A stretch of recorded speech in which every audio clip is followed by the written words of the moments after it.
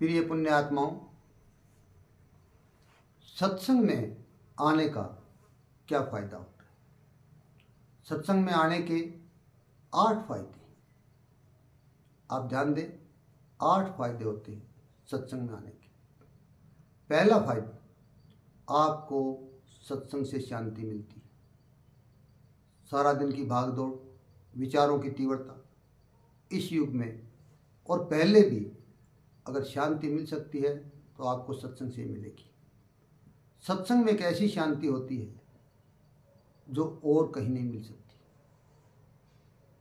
सत्संग की शांति अमूल्य है, ध्यान देना इस बात पर। नंबर 2, सत्संग से हमें संस्कार मिलते हैं।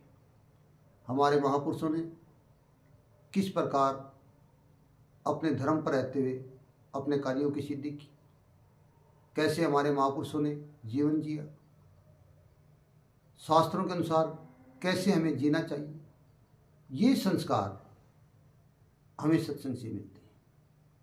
नंबर 3, सत्संग से हमें भक्ति मिलती है। एक बात नोट करना, आप यदि सत्संग में जाते हैं तो आपको बिना करी भक्ति मिल जाती है, करी कराई। सत्संग चाहे कोई भी कर रहा, किसी का भी सत्संग हो, लेकिन भक्ति आपको जरूर मिलती है। नंबर 4, सत्संग से आपको पुण्य मिलता है। सत्संग से आपको पुण्य मिलता है। सत्संग में जाने का पुण्य मिलता ही मिलता है, यह आप नोट कर लेना। अब है नंबर 5। नंबर 5, सत्संग से कार्य सिद्धि होती है। आप कहेंगे यह कैसे?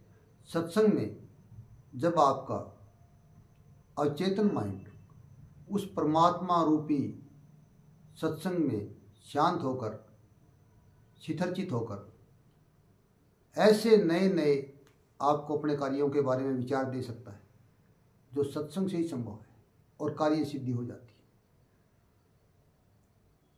नंबर 6, सत्संग से ही हमें प्रभु के दर्शन हो सकते हैं। जहाँ सत्संग होता है वहाँ उस परमपिता परमात्मा का वास होता है।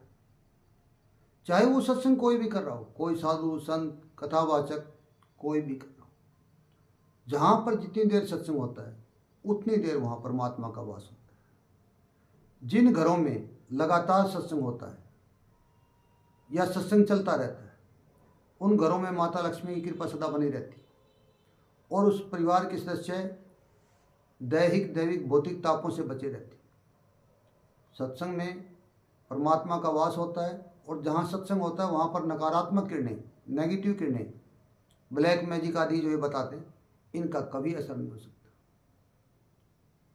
सत्संग में परमपिता परमात्मा का पूर्ण वास होता है।